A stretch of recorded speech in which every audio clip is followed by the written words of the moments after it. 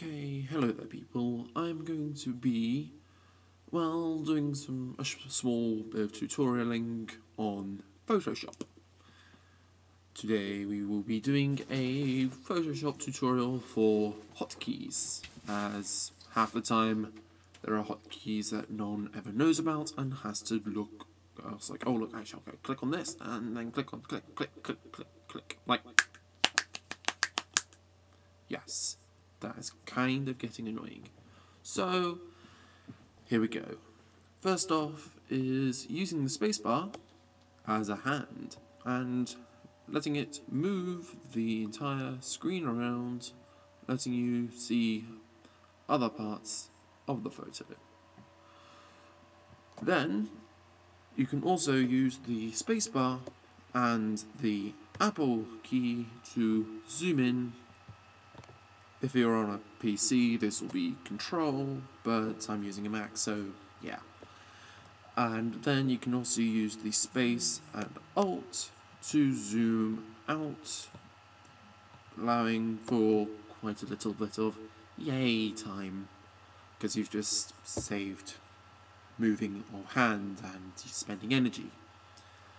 Also, you can use the caps lock tool, so for instance, if I'm using the normal eraser, the caps lock key will change it from a crosshair to a brush shape, allowing, in theory, if this will work from that, that's where, let's see. Would work if it's slightly bigger, but yeah, there's at the moment only a crosshair, but then goes back to brush. Caps lock, not caps lock, people have usually found fairly easily, which is, just let me close that. I know, I said close.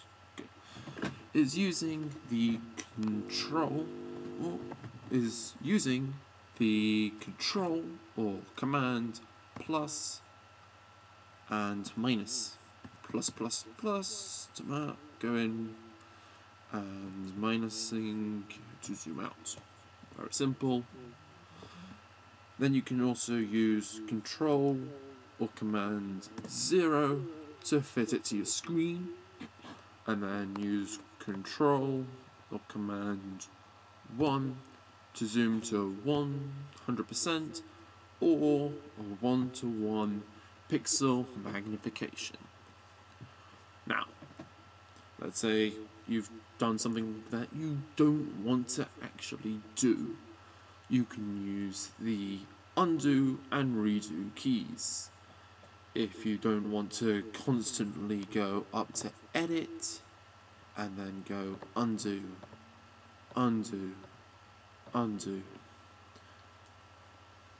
then you can just quite simply go Command Z, but with Photoshop you can only do undo and then redo.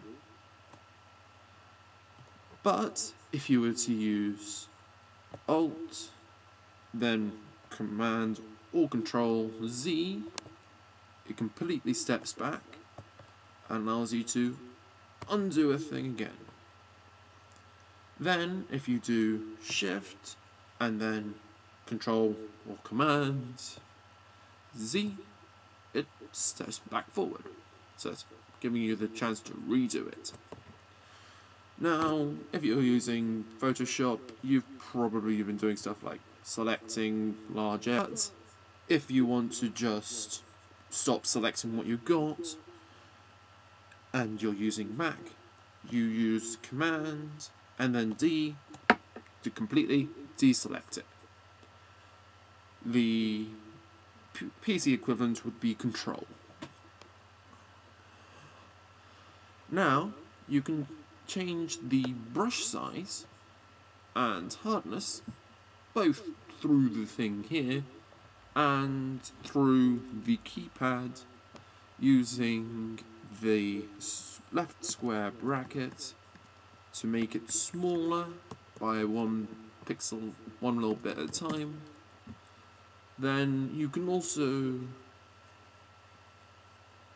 use Shift and that to reduce the softness.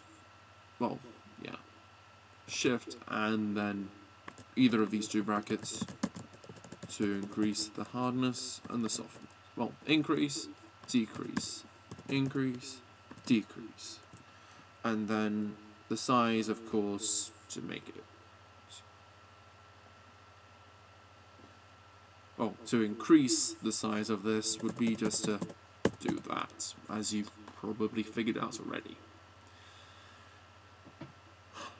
Just a sec. Okay, so let's say I've got an area selected. Sorry, slow Mac. It's having trouble recording.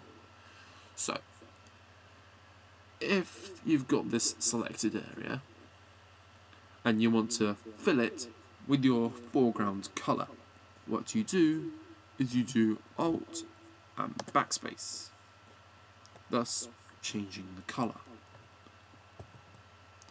Then, if you want to fill it with the background colour, you do Command and Backspace. Notice how the colours are different? Because it's just there.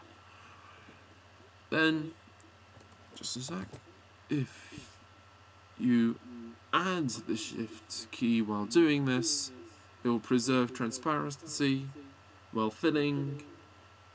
This only fills the areas containing pixels.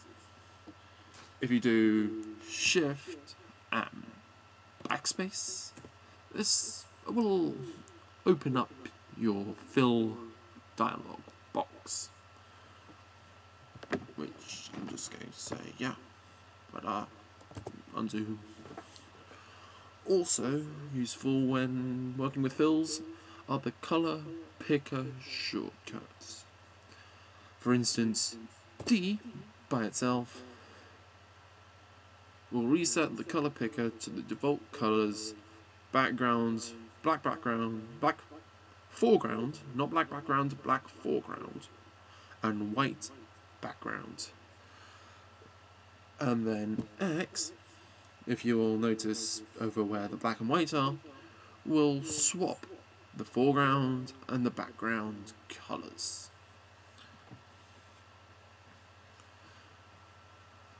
Okay, just a sec. Well, I don't think I really need to do much more. This is an 8-minute video now. Thank you.